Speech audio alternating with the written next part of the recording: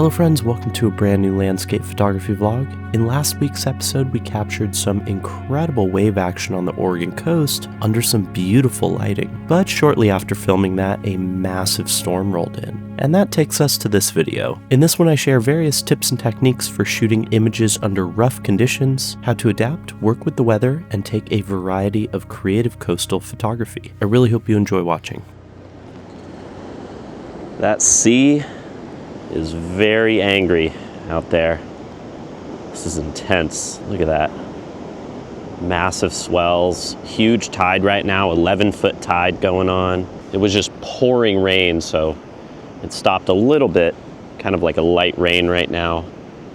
But we've gotten 60-mile-per-hour winds today. Some insane wave action, but it is super rainy and super intense. Definitely some of the roughest conditions I've shot in a while.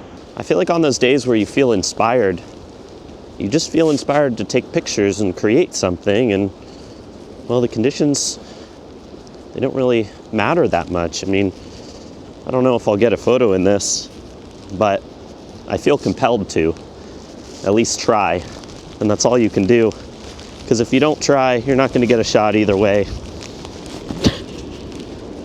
But I guess, you know, there is a level of comfort that you're sacrificing by being out in conditions like this.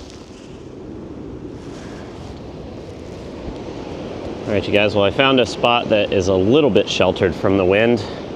Not too much, but enough for me to at least get out my camera, because I was standing over there and it was, I mean, I could barely like stand up and shoot. So right here seems to be okay.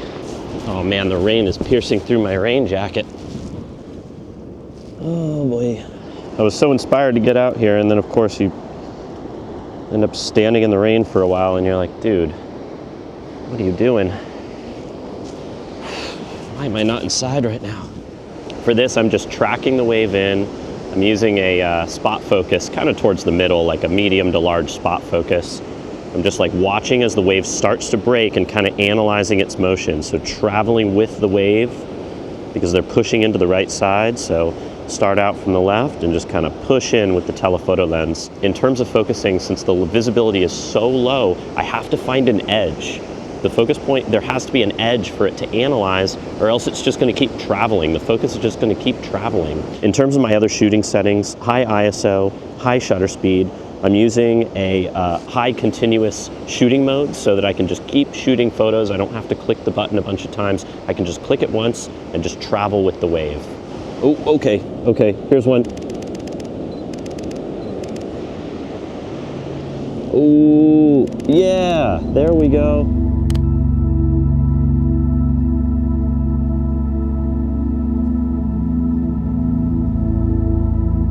Now, these definitely weren't the most interesting wave shots that I've ever captured, and really a lot of that came down to the choppiness and the flat lighting, but I'm at least glad I gave it a try. I did start to notice some really interesting foam patterns created by those choppy tides though, and so I decided to shift my attention a bit, and here's what I shot.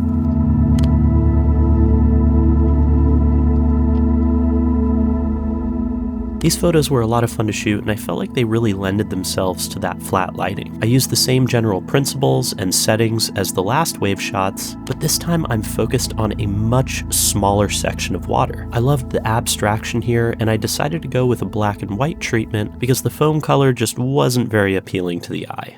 All right, well, that was a little intense, but pretty fun. Once I finally kind of figured out how I was gonna do the vlogging camera and not completely ruin it with water. But so the thing about shooting stuff like this is it's really easy for your lens to fog up. So what I'm doing here is I've got my lens up near the defroster. I could probably also disconnect it from the camera too, just to let it kind of go through the lens, go through the glass. But I find that oftentimes when your lens fogs up a bit, this tends to help, just using the defroster. Or at least it seems like it helps. So doing that, here's my little camera setup here, using a towel to just kind of dry everything off, using my rocket blower, and just ensuring that everything, you know, it's okay if your camera gear is wet for the most part, but I don't want it to be absolutely soaked. barely open up the car door.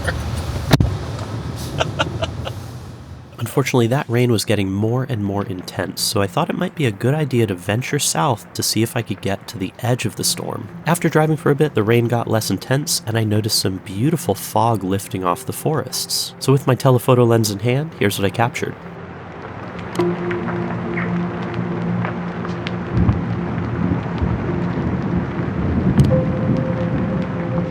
Rainy conditions, although uncomfortable to shoot in, can really provide such great atmosphere for photography, and it's amazing the things you can stumble upon when you keep an open mind. It would have been very easy to let this storm discourage me from shooting, but instead it provided me with a ton of opportunities for photography that really ended up fueling my creativity. So while feeling inspired, I decided to keep driving south, and it really only got better from here.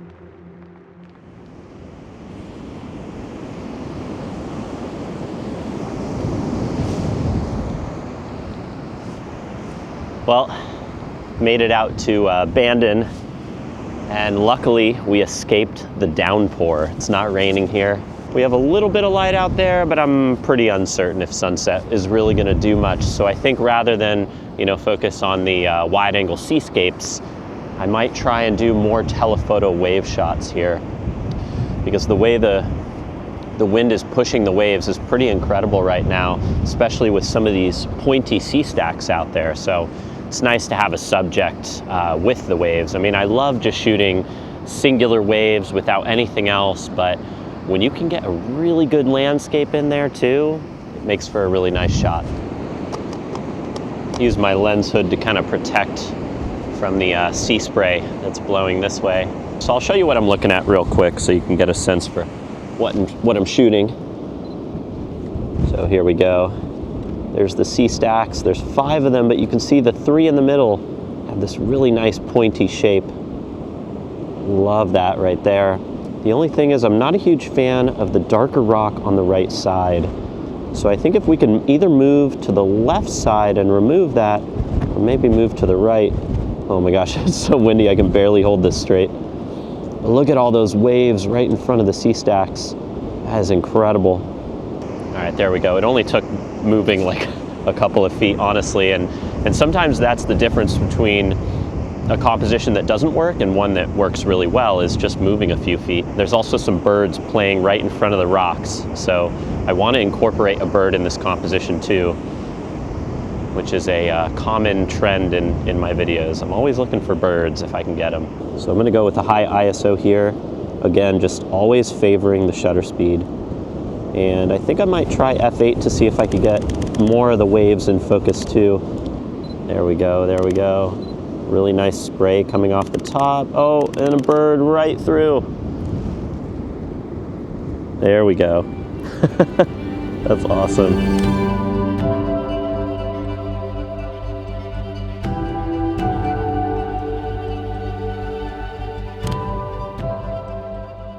So here's a photograph taken just a bit earlier from up the hill, and what I thought was really fun about this one is how you can see all of those different layers of waves. So far, really beautiful night. I mean, I'm just, to be honest, a little happy to be out of the rain.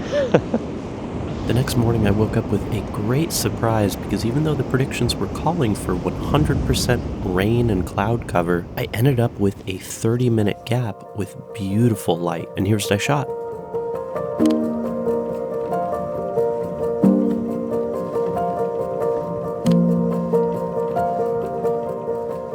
So these images were shot a lot different than the previous ones because I'm using my 12-24 wide-angle lens and I'm standing directly in the tide to achieve that water flow. Generally for these images I like to do a slight long exposure, dragging my shutter from about 0.5 of a second to 1 second. Next up, I made my way down south for my final leg of the trip.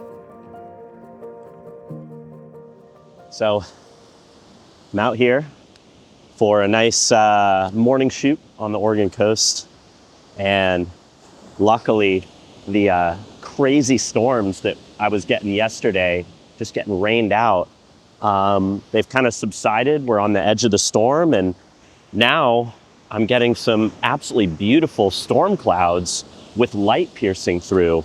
So what I've got here is my wide angle lens. I finally switched over to the wide angle lens rather than focusing on the, the telephoto wave textures.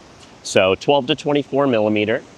And I'm playing around with a few different compositions of these C-stacks. So I actually have a 3-stop filter internally in my camera that allows me to do long exposures. So 0.5 of a second is enough to get that motion in the wave. So I'm just kind of waiting as these waves cruise into shore. And then once I get the waves that I want, I'm also doing a bit of a bracket.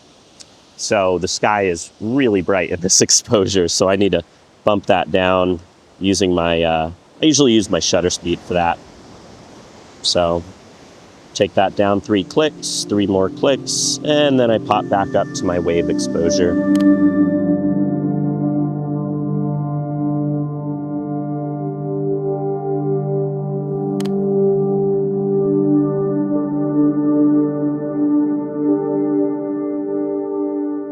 During sunrise, I managed to capture a few beautiful images of waves from the tops of the cliffs, and these became some of my personal favorites from my trip. Now, I would say I was pretty lucky to capture some direct light on these waves because all throughout the days it was mostly overcast and raining, but sometimes those little moments in between the storm when the light just peeks out from the dark clouds can produce some stunning results. And it's something I'm always looking for when I'm on these trips. So even when I see predictions of heavy rainfall, I still make an attempt to go out and shoot. So this one was taken from the shoreline, and I love the layering of these 2 massive waves. And I also thought it was really cool how you can see the pointed C-stacks in the distance. One of the biggest factors that helped me capture these images was keeping an open mind and embracing spontaneity. I simply went with the conditions and wandered along the coast without a strict schedule. And with that in mind, I'd love to share one more quick adventure that I had along the coast to a beach that I didn't even know existed. All right, so I decided to do a little pit stop on the way to Cannon Beach, and I just stopped at a random pull-off, and there was a little trail that led down to this beach that I'm standing on right now. And this beach is amazing. I've never heard of it before, never stopped here, but you know, these are the things that make a road trip special, are these spontaneous moments and these spontaneous stops. And I gotta say, sometimes that ends up yielding my best photos and ends up giving me a lot of locations I never even thought existed. But wow, this is so cool. Let me show you what this beach looks like right now. Look at this, we have this giant empty stretch of coast. Got the sun kind of obstructed by some clouds. A little bit of mist out there in the distance that could be really nice for some telephoto shots. There's like some really interesting sand spots down here. Interesting textures. They look like trees sticking out of the mud. For these images, I'm primarily using my Tamron 28-200 lens, finding various shapes and textures to focus on. And this is a style of photography you can do under almost any conditions.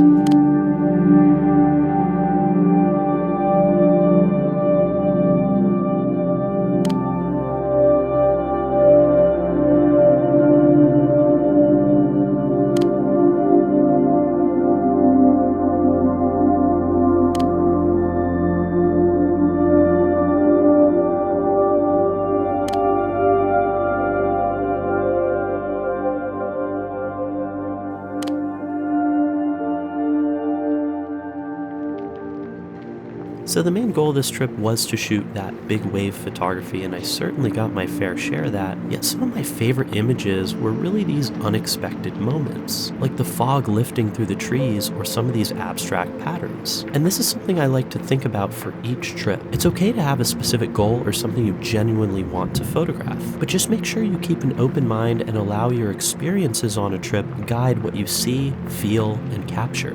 With that, I really hope you enjoyed this video, and if you did enjoy it, please give it a thumbs up and consider subscribing to the channel for more. And if you want to learn more from me, I have a bunch of in-person workshops that you can check out on my website. I've got trips here in Oregon, also an awesome one in Ireland that I'm doing this year, and I'll be announcing a bunch of new trips soon. As always, I really appreciate you watching, and I'll catch you in the next one.